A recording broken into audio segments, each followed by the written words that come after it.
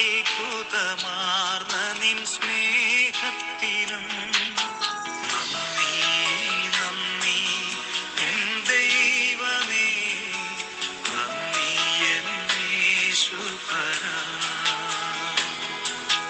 നന്ദി നന്ദി എൻ ദൈവമേ, നന്ദി എൻ യേശുപരാ.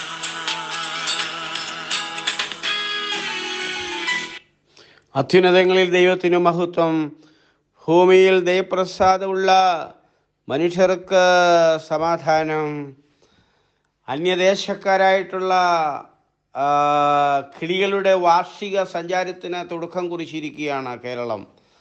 രണ്ടു തരം ദേശാടന പക്ഷികൾ സാധാരണ നമ്മുടെ നാട്ടിൻപുറങ്ങളിൽ വരാറുണ്ട്. ഓരോ ഇനം ദേശാടന പക്ഷികൾ വനങ്ങളിലും വൃക്ഷങ്ങൾ ഇടതിങ്ങി വളരുന്ന നാട്ടിൻപുറങ്ങളിലും ചില ദേശാടന പക്ഷികളെ കാണാൻ തക്കോണം സാധിക്കും. അപ്പോൾ തന്നെ ജലാശയങ്ങളിലും സമുദ്രതീരത്തും അഴിമുഖങ്ങളിലും നമ്മൾ നിരനിരയായി നിൽക്കുന്ന നീർപക്ഷികളെ കാണാൻ സാധിക്കും. ഇവയുടെയൊക്കെയും പ്രത്യേകത എന്തെന്ന് ചോദിച്ചാൽ, ഒരു സീസണിലാണ് ഈ ദേശാടന പക്ഷികൾ ഇങ്ങനെ വരുന്നത്. ഏത് സ്ഥലത്തിലും മറ്റ് സ്ഥലങ്ങളിൽ നിന്ന്, മറ്റ് രാജ്യങ്ങളിൽ നിന്ന്, മറ്റു ഇടങ്ങളിൽ നിന്ന് ഇങ്ങനെ സീസൺ അനുസരിച്ച് പറന്നു വരുന്ന ദേശാടന പക്ഷികളുണ്ട്. മൈഗ്രേറ്റിംഗ് ബേർഡ്സ് എന്ന് അതിനെ കുറിച്ചൊക്കെയും പറയാറുണ്ട്.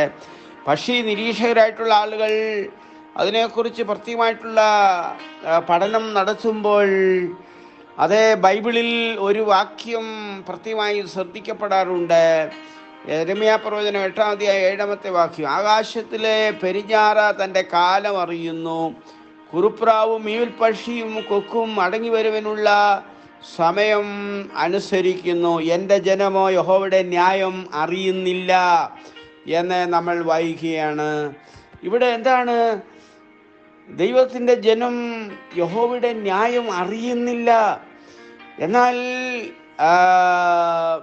ഈ ജീവികൾ, ഈ പക്ഷികൾ, ദേശാടന പക്ഷികൾ, ആകാശത്തിലെ പറവജാതികൾ പെരിഞ്ഞാറയും തൻ്റെ കാലം അറിയുന്നുണ്ട്, കുറുപ്രാവും ഇവൽ പക്ഷിയും കൊക്കും മടങ്ങി വരുമുള്ള സമയം അനുസരിക്കുന്നു എന്നാണ് പറയുന്നത്. യെരമ്യാ പ്രവചനം 8-ാമത്തെ വാക്യം, എൻ്റെ ജനമോ യഹോവയുടെ ന്യായം അറിയുന്നില്ല. ഇതിനോട് ഒത്തുവരുന്ന ഒരു ചിന്ത യെശയ്യാ പ്രവാചകൻ പറയുന്നുണ്ട്. യെശയ്യാ പ്രവചനം 1-ാം അധ്യായം 3-ാമത്തെ വാക്യം, കാള തൻ്റെ ഉടയവനെയും കഴുത തൻ്റെ യജമാനൻ്റെ പുൽത്തൊട്ടിയെയും അറിയുന്നു, ഇസ്രായേലോ അറിയുന്നില്ല, എൻ്റെ ജനം ഗ്രഹിക്കുന്നില്ല. എന്താണ് ഇവിടെ സംഭവിക്കുന്നത്? ഈ മൃഗങ്ങളും പക്ഷികളൊക്കെയും അവയ്ക്ക് ഒത്തിണങ്ങുന്ന സ്ഥലങ്ങളിലേക്ക് അവയൊക്കെയും മൈഗ്രേറ്റ് ചെയ്യുന്നു. കാള യജമാനെ അറിയുന്നു, കഴുത യജമാന്റെ പുൽത്തൊട്ടി അറിയുന്നു. രാവിലെ മേയുവാൻ വേണ്ടി വിടുന്ന കാളകൾ, കഴുത അത് മടങ്ങി ഉടയവന്റെ അടുത്തേക്ക് മടങ്ങി വരുന്നു, പുൽത്തൊട്ടിലേക്ക് മടങ്ങി വരുന്നു. എന്നാൽ ഇസ്രായേൽ ജനം അറിയുന്നില്ല, ദൈവത്തിന്റെ ജനം ഗ്രഹിക്കുന്നില്ല എന്നുള്ള ഒരു ശബ്ദം ഇവിടെ നമുക്ക് കേൾപ്പാൻ തക്കോണമിടയായി തീരുന്നുണ്ട്. എൻ്റെ പ്രിയമുള്ളവരെ, ഇത് ഞാൻ പറയാനുള്ള കാരണം എന്തെന്ന് ചോദിച്ചാൽ, 1 ദിനവൃത്താന്ത പുസ്തകം 12-ാം അധ്യായം 32-ാമത്തെ വാക്യത്തിൽ ഇങ്ങനെയൊരു വചനം നമുക്കവിടെ കാണുവാൻ സാധിക്കുന്നുണ്ട്. ഒരു ദിവസം ആ ഭാഗം ഞാൻ ചിന്തിച്ചതാണ്. ഇസ്സാഖാരിൽ ഇസ്രായേൽ ഇന്നത് ചെയ്യണം എന്നറിയുവാൻ തക്കവണ്ണം കാലജ്ഞന്മാരായ തലവന്മാർ 200 പേർ അവരുടെ സഹോദരന്മാരോട് ഒക്കെയും അവരുടെ കൽപ്പനയും വിധേയരായിരുന്നു എന്ന് വായിക്കുന്നു. എന്താണ് നമുക്ക് കാണുവാൻ സാധിക്കുന്നത്? ചില ഒരു കോമ്പൗണ്ട് സെന്റൻസ് ആണ് നമ്മൾ കാണുന്നത്. കാലജ്ഞന്മാർ എന്ന് പറയുന്ന ഒരു വിഭാഗം ആളുകൾ, അവർ ഇസ്സാഖാര്യർ ആയിരുന്നു. ഇസ്രായേൽ ജനത്ത് അവർക്ക് ഇന്നത് സംഭവിക്കുമെന്ന് ദൈവത്തിൻ്റെ ആത്മാവിനാൽ, ദൈവത്തിൻ്റെ നിയോഗത്താൽ അതെ പറയുന്ന ആളുകളായിരുന്നു കാലജ്ഞന്മാരെന്ന് പറയുന്ന ഒരു കൂട്ടം ആളുകൾ.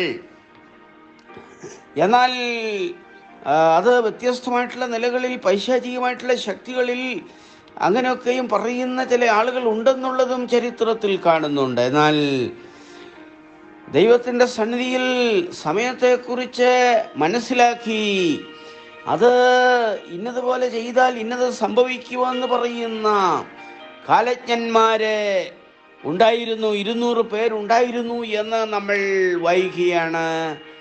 എൻ്റെ പ്രിയമുള്ളവരെ, ഇത് ഞാൻ പറയുമ്പോൾ അതേ സമയത്തെക്കുറിച്ചുള്ള അറിവ് നമുക്ക് അത്യാവശ്യമായിട്ടുള്ളൊരു കാര്യമാണ്. ഞാനൊരു ദിവസം പ്രഭാതത്തിൽ പറഞ്ഞതുപോലെ സമയത്ത് വ്യത്യസ്തമായിട്ടുള്ള നിലകളിൽ അറിയപ്പെടുന്നുണ്ട്.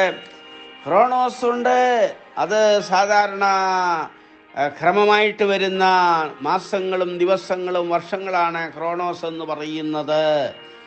അത് ക്രോണോസ് എന്നുള്ള വാക്ക് ബൈബിളിൽ ഏകദേശം 55 പ്രാവശ്യം ഉണ്ടെന്നാണ് വേദശാസ്ത്രികൾ അഭിപ്രായപ്പെടുന്നത്. എന്നാൽ 85 പ്രാവശ്യം കൈറോസ് എന്നുള്ള വാക്ക് ഉപയോഗിക്കുന്നുണ്ട്. കൈറോസ് എന്നുള്ള വാക്കുകൊണ്ട് അർത്ഥമാക്കുന്നത് ദൈവം നിയോഗിച്ച് നൽകി തരുന്ന, ദൈവത്താൽ സ്പർശിക്കപ്പെടുന്ന, ദൈവകൃപ അനുഭവിക്കുന്ന അവസരങ്ങൾക്കാണ് കൈറോസ് എന്ന് പറയുന്നത്.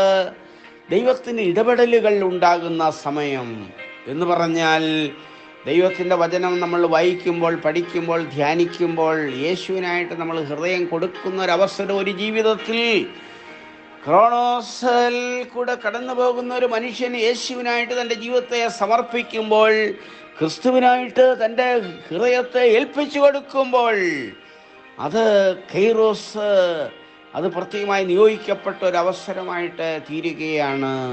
ഇങ്ങനെ ഒത്തിരി കൈറോസ് നമ്മുടെ ജീവിതത്തിൽ വന്ന അനുഭവങ്ങൾ ഈ അവസരത്തിൽ നമ്മൾ അയവിറക്കുകയാണ്. നമ്മൾ രക്ഷിക്കപ്പെട്ടത്, നമ്മൾ വിശ്വാസ സ്നാനം സ്വീകരിച്ചത്, നമ്മൾ പരിശുദ്ധാത്മാവിൻ്റെ നിയോഗം പ്രാപിച്ചത്, ദൈവത്തിൻ്റെ വേലയ്ക്ക് ഇറങ്ങിയത്, ദൈവത്തിൻ്റെ വേല ചെയ്തത്, ദൈവത്തിൻ്റെ വചനം അറിയിച്ചത്, ഒരു ട്രാക്ട് കൊടുത്തത്, കർത്താവിൻ്റെ സന്നിധിയിൽ പ്രാർത്ഥിച്ചത്, കൈറോസ്, ക്രോണോസിൻ്റെ നടുവിൽ കൈറോസ്, ആ സമയം ദൈവം നമുക്ക് പ്രത്യേകമായിട്ട് നിയോഗിച്ച് നൽകി തരികയാണ്. നമ്മുടെ വാഴ്ത്തപ്പെട്ട കർത്താവ് തൻ്റെ പരസ്യ ശുശ്രൂഷയിൽ ആകാശത്തിൻ്റെ അതേ ആ ലക്ഷണങ്ങളൊക്കെയും നിങ്ങൾ അറിയുന്നു എന്നുള്ള നിലയിലൊക്കെയും സംസാരിക്കുന്നുണ്ട്. കർത്താവ് പറയുന്നുണ്ട്, ഓരോ സീസണുകൾ മനസ്സിലാക്കുവാൻ തക്കവണ്ണം നമുക്കിടയാകത്തിയിരുന്നു. അത് സ്വാഭാവികമായിട്ടുള്ള പ്രകൃതിപരമായിട്ടുള്ള ഒരു കാര്യം ആയിട്ട് കൂടെ ഇരിക്കുകയാണ്. എന്നാൽ സമയത്തെ വിവേചിച്ച് ജീവിക്കുവാൻ ദൈവം നമ്മെക്കുറിച്ച് ആഗ്രഹിക്കുന്നു. അതുകൊണ്ട് 1 തെസ്സലോനിക്കരുടെ ലേഖനം 5-ാം അധ്യായം 1-ാമത്തെ വാക്യത്തിൽ സഹോദരന്മാരെ, കാലത്തെക്കുറിച്ച് എഴുതി അറിയിപ്പാൻ, സമയം അതേക്കുറിച്ച് എഴുതി അറിയിപ്പാൻ നിങ്ങൾക്ക് ആവശ്യമില്ല എന്ന് പറയുമ്പോൾ കാലവും സമയവും ത്തെക്കുറിച്ചുള്ള സൂചന അവിടെ നമ്മൾ കാണുകയാണ്. കാലം എന്ന് പറയുമ്പോൾ ക്രോണോസാണ്. അത് ജനുവരി, ഫെബ്രുവരി, March, April, May, June, July, August, September, October, November, December അങ്ങനെ പോകുന്നു. 1-ാം തീയതി, 2-ാം തീയതി, 3-ാം തീയതി, 4-ാം തീയതി, 5-ാം തീയതി അങ്ങനെ പോകുന്നു. തിങ്കൾ, ചൊവ്വ, ബുധൻ, വ്യാഴം അങ്ങനെ പോകുന്നു. 2021, 2022, 2023 ക്രോണോസ് അങ്ങനെ പോകുന്നു. അതിൻ്റെ നടുവിൽ അതേ സമയം അറിയുന്ന, കാലത്തിൻ്റെ നടുവിൽ സമയമറിയുന്ന, അതേ സമയത്തെ അറിയുന്ന ദൈവമക്കൾക്കായിട്ട് ഞാൻ കർത്താവിന് മഹത്വം അർപ്പിക്കുന്നു. എൻ്റെ പ്രിയമുള്ളവരെ, ഞാനിത് പറയുമ്പോൾ ഒരു കാര്യം കൂടെ പറയുവാൻ ഞാൻ ആഗ്രഹിക്കുകയാണ്. നമ്മുടെ ജീവിതം, അതെ നമ്മളുടെ സാധാരണ ജീവിതം കൈറോസായി ദൈവത്തിൻ്റെ ഇടപെടലുള്ള അവസരങ്ങളായിട്ട് തീരുവാൻ തക്കവണ്ണം ഇടയായി തീരുകയാണ്. അത് വെളിപ്പാട് പുസ്തകം 10-ാം അധ്യായം 6-ാമത്തെ വാക്യത്തിൽ നമ്മൾ വായിക്കുന്നുണ്ട്, ഇനിയും കാലം ഉണ്ടാകുകയില്ല എന്നും നമ്മൾ കേൾപ്പാൻ തക്കവണ്ണം ഇടയായി തീരുന്നു. അതെ, കാലജ്ഞന്മാരാകുന്ന ആളുകളെ കുറിച്ച് അവരെന്ന് പറയുമ്പോൾ യെശയ്യാപ്രവചനം 21-ാം അധ്യായം 11-ാമത്തെ വാക്യത്തിൽ കാവൽക്കാരാണ് അവര്. കാലജ്ഞന്മാരെന്ന് പറയുന്നത് കാവൽക്കാരായിട്ട് ആണ് യെശയ്യാപ്രവചനം 21-ാം അധ്യായം 11-ാമത്തെ വാക്യത്തിൽ വായിക്കുന്നത്. കാരണം ഭൂമിയെക്കുറിച്ചുള്ള പ്രവചനം, കാവൽക്കാര രാത്രി എന്തായി, കാവൽക്കാര രാത്രി എന്തായി എന്ന ഒരുത്തൻ സയ്യിരിൽ നിന്ന് എന്നോട് വിളിച്ചു ചോദിക്കുന്നു. കാവൽക്കാരനോട് ചോദിക്കുകയാണ്. കാവൽക്കാരൻ അതിനെന്താണ് മറുപടി പറയുന്നത്? അതിന് കാവൽക്കാരൻ, പ്രഭാതവും രാത്രിയും വന്നിരിക്കുന്നു, നിങ്ങൾക്ക് ചോദിക്കണമെങ്കിൽ ചോദിച്ചുകൊള്ളുക എന്ന് പറഞ്ഞിരിക്കുന്നു. രാത്രി വരുന്നു, പ്രഭാതം വരുന്നു. എൻ്റെ പ്രിയമുള്ളവരെ, രാത്രികാലം തീരാറായി, പ്രഭാത താരം വാനിൽ വെളിപ്പെടാറായി. അതേ, ഒരു ദൈവത്തിൻ്റെ ദാസൻ പാടിയതുപോലെ, രാത്രികാലം തീർന്നിടാറായി, പ്രഭാതമേത്തി, പ്രഭാതതാരം യേശുവാനിൽ വന്നിടാറായി. എന്നുമെൻ ഗാനമീതൊന്നു മാത്രം, എന്നുമെൻ ഗാനമീതൊന്നു മാത്രം. എന്തുമാറ്റം വന്നു എന്നിൽ, യേശുവൻ ഉള്ളത്തിൽ വന്ന നാളിൽ, യേശുവൻ ഉള്ളത്തിൽ വന്ന നാളിൽ. എന്തുമാറ്റം വന്നു എന്നിൽ. ഈ ദൂത് ഇന്ന് നമ്മൾ കേൾക്കുമ്പോൾ, അതെ, ഈ കാലത്തെക്കുറിച്ച് നമുക്ക് മനസ്സിലാക്കുവാൻ, ഈ കാലങ്ങൾ കഴിയുമ്പോൾ, കാലമെല്ലാം കഴിഞ്ഞ് ഒരു പുതിയ ഒരു പൊൻപുലരി നമുക്കുണ്ടാകുമെന്നുള്ള ഒരു ചിന്ത നമ്മുടെ മനസ്സിൽ ആഴമായിട്ട് പതിയുന്നു. അത് ഞാൻ പറയുമ്പോൾ, അതേ, 3 വാക്കുകൾ ചേർത്ത് ഞാൻ പറയും. ക്രോണോസ്, അത് കാലാനുക്രമമായിട്ടുള്ള നാളുകൾ. കൈറോസ്, ദൈവം പ്രത്യേകമായിട്ട് ഇടപെടുന്ന സമയങ്ങൾ. അയോണസ്, എൻ്റെ ഉച്ചാരണത്തിൽ എന്തെങ്കിലും കുറവുകൾ വന്നിട്ടുണ്ടെങ്കിൽ നിങ്ങൾ ക്ഷമിക്കുക. അയോണസ് എന്ന് പറയുന്നത് നിത്യതയാണ്.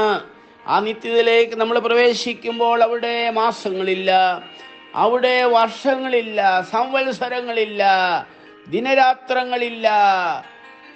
നിദ്ര എന്ന് പറയുന്ന ഒരു പ്രത്യേകമായിട്ടുള്ള അനുഭവം പ്രാപിക്കുവാൻ തക്കവണ്ണം കാത്തിരിക്കുന്ന, ഈ നാളുകളിൽ കാത്തിരിക്കുന്ന വിശുദ്ധന്മാർക്കായിട്ട് ഞാൻ കർത്താവിന് മഹത്വം അർപ്പിക്കുന്നു. എൻ്റെ പ്രിയമുള്ളവരെ, ഇന്നത്തെ ചിന്തയുടെ ഭാഗത്തേക്ക് ഞാൻ മടങ്ങി വരികയാണ്. ആകാശത്തിലെ പെരിഞ്ഞാറ് തൻ്റെ കാലം അറിയുന്നു, കുറുപ്രാവും മീൽപക്ഷിയും കൊക്കും മടങ്ങി വരാനുള്ള സമയം അനുസരിക്കുന്നു. എൻ്റെ ജനമോ യഹോവയുടെ ന്യായം അറിയുന്നില്ല.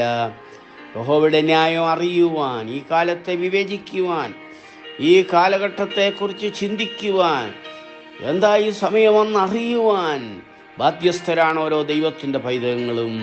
യെശയ്യാവിൻ്റെ പ്രവചനം 1:3, കാളതൻ്റെ ഉടയവനെയും കഴുതൻ്റെ യജമാനൻ്റെ പുൽത്തൊട്ടിയെയും അറിയുന്നു, ഇസ്രായേലും അറിയുന്നില്ല, എൻ്റെ ജനം ഗ്രഹിക്കുന്നില്ല എന്ന് പറഞ്ഞിരിക്കുന്നു. എന്നാൽ കർത്താവിൻ്റെ ന്യായങ്ങൾ അറിയുന്ന, ഗ്രഹിക്കുന്ന തൻ്റെ വിശുദ്ധന്മാർക്കായിട്ട് ദൈവത്തിന് സ്തോത്രം. ഹല്ലേലൂയ. ഞാനിത് പറയുമ്പോൾ, ലോകത്തിന് നാനാഭാഗങ്ങളിൽ ഇന്ന് ഈ ആലോചന, ഈ ദൂത് കേൾക്കുമ്പോൾ, നമുക്ക് കാലത്തെക്കുറിച്ച് നമുക്കറിയാം. എന്താണ് നമുക്കറിയാൻ കൊണ്ടും സാധിക്കും? നമ്മുടെ വാഴ്ത്തപ്പെട്ട കർത്താവായ യേശു ക്രിസ്തു മടങ്ങി വരുവാൻ പോകുകയാണ്. അതിനുള്ള ലക്ഷണങ്ങൾ ഭൂപ്പരപ്പിൽ കാണുന്നു, പ്രപഞ്ചത്തിൽ കാണുന്നു, ഭൂമിയിൽ കാണുന്നു, മനുഷ്യരിൽ കാണുന്നു, രാഷ്ട്രങ്ങളിൽ കാണുന്നു. അതിനുള്ള ലക്ഷണങ്ങൾ കണ്ടുവരുമ്പോൾ, അതെ, ഗ്രഹിക്കുന്ന ജനങ്ങൾ, മനസ്സിലാക്കുന്ന ജനങ്ങൾ, അവരെ ഓർത്ത് ഞാൻ ദൈവത്തിന് ഉറക്കെ ഒരു ഹല്ലേലൂയ ഈ അവസരത്തിൽ പറയുകയാണ്. എന്നോട് ചേർന്ന് ലോകത്തിൻ്റെ വിവിധ ഭാഗങ്ങളിൽ, വിവിധ ടൈം സോണുകളിൽ ഇരുന്നു കൊണ്ട് ദൈവത്തിൻ്റെ ദൂതുകൾ കേൾക്കുന്ന പ്രിയപ്പെട്ടവരെ, നമുക്ക് ദൈവത്തിൻ്റെ സന്നിധിയിൽ നമ്മളെ തന്നെ സമർപ്പിച്ച് ജീവിക്കുവാൻ തക്കവണ്ണം ഇടയായി തീരട്ടെന്ന് ദൈവത്തിൻ്റെ സന്നിധിയിൽ പ്രാർത്ഥിക്കുന്നു. ദൈവത്തിൻ്റെ നാമം മഹത്വപ്പെടട്ടെ. അത്യുന്നതങ്ങളിൽ ദൈവത്തിന് മഹത്വം, ഭൂമിയിൽ ദയപ്രസാദമുള്ള മനുഷ്യർക്ക് സമാധാനം. ഈ വചനങ്ങളാൽ ദൈവം നമ്മെ അനുഗ്രഹിക്കുമാറാകട്ടെ. ആമീൻ.